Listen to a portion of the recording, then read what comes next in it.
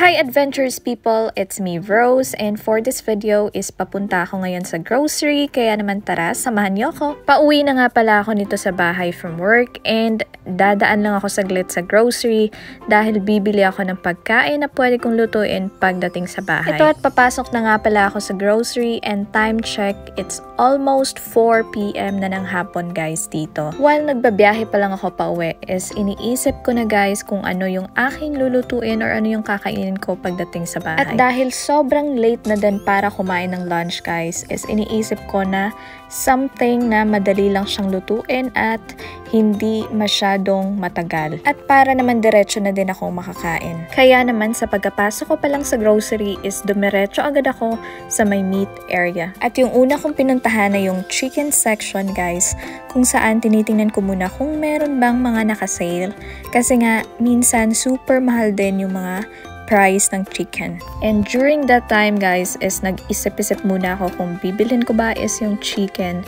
Kaya naman lumipat ako dito sa banda ng fish section at tinitingnan ko kung ano ba yung merong mga isda dito guys. At syempre hindi lang ako tumitingnan kung ano yung meron dito guys, but then kailangan din nating tingnan yung mga presyo kung magkano. Katulad lang ng isda na to guys, tingnan nyo naman 53 dirhams yung kilo, ito din 36 yung kilo, and ito naman is tuna 14 dirhams. And look, tingnan nyo naman yung salmon, 81 dirhams per kilo.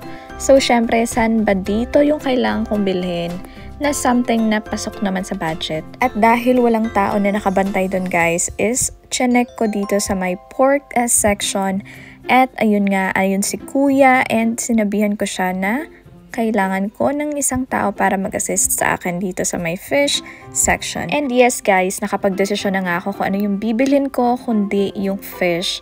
And guess what? Kung anong klaseng isda yung bibilhin ko dito guys? Syempre ang napili ko guys ay tilapia dahil ito ay 10.50 dirhams per kilo lang siya. And pumili lang ako ng 2 piraso dyan, yung mga maliliit lang din kasi nga yung iba is super malalaki na. At hindi din talaga ako pumipili ng mga malalaking isda guys, lalo na kung ito ay ipiprito ka lang. Kasi nga napakahirap niyang ibaliktad. So kaya naman, mas gusto ko talaga yung mga medyo nasa mga small or medium size lang na mga isda. So ayan nga, at pinatimbang ko na kay kuya and sinabihan ko lang din siya na for cleaning lang and need to slice in half. So guys, kung bibili nga pala kayo ng fish dito is free cleaning na siya and yung pag-slice is free na din. Nakasama na yon sa service nila. At yan din yung nakaganda dito guys, kasi pagdating mo sa bahay, bali i-review mo lang siyang hugasan and then makakaluto ka na agad. And ito nga din pala yung beef section nila na dumaan lang din ako dito saglit para tumingin. At dahil nga nililinis pa ni kuya yung isda guys, and it takes some time para maghintay, is syempre naglakad-lakad muna ako. At baka meron akong mabibili dito guys na something na naka-sale or yung mga limited offer lang. Yun nga, at bigla akong naisipan na nagplano nga din pala ako na bibili ng fruits, kaya naman dumiretso ako naglalakad going sa vegetables or fruits section dito sa grocery.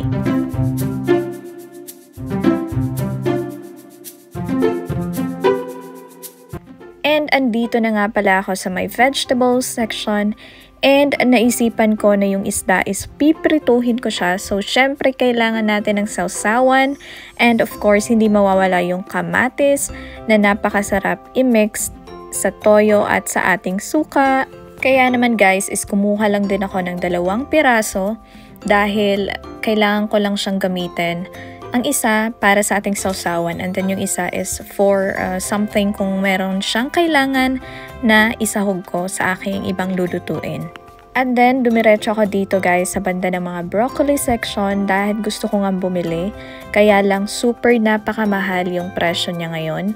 Kaya naman hindi na ako bumili guys, like 18 dirhams kasi per kilo yung broccoli. So medyo siya mahal sa akin. Kaya naman, ngayon, nandito ako sa may fruits section. As said na gusto ko bumili ng prutas. At ayan, tinitingnan ko yung mga presyo kung alin din dyan yung kukunin ko. And naisip ko yung ating strawberry. Kasi nga, medyo super mura lang siya ngayon guys. It's around 4.95 something. So mga 5 dirhams yung isang pack na guys. And ito nga pala yung isang pack ng strawberry and yan yung mga laman niya guys. So medyo madami-dami din.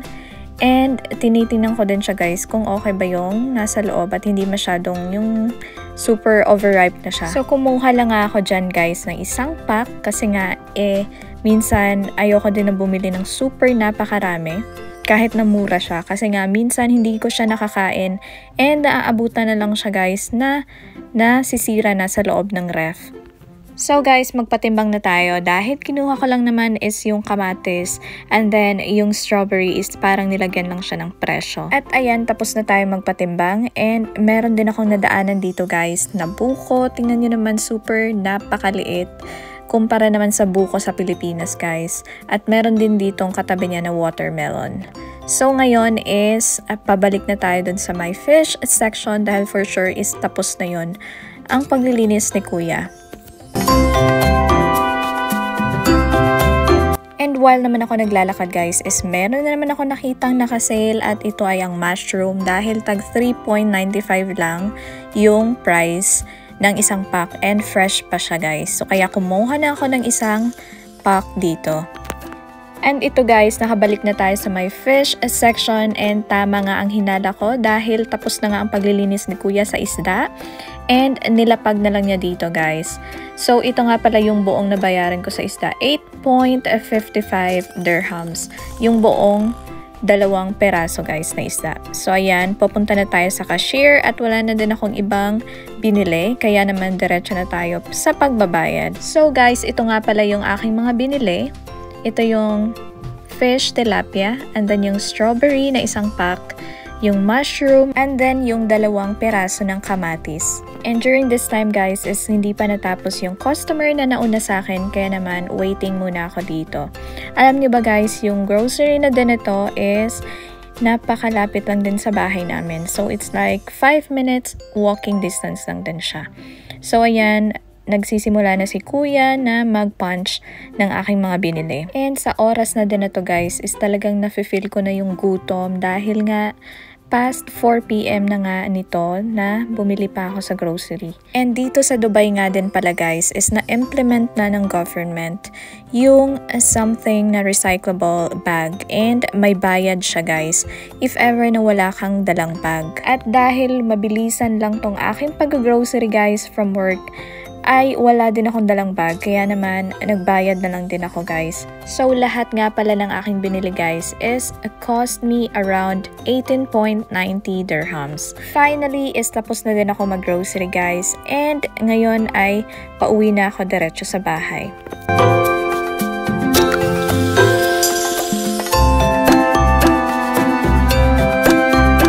At sa pagkalabas ko nga guys ay super matirik pa rin yung araw and napakainit pa rin sa labas. But then since hindi pa talaga siya totally summertime is malamig pa din yung hangin. Time check now guys, it's already 4:30 PM and almost 30 minutes din akong nasa grocery. So until here guys, I hope you enjoy my video. Thanks for watching.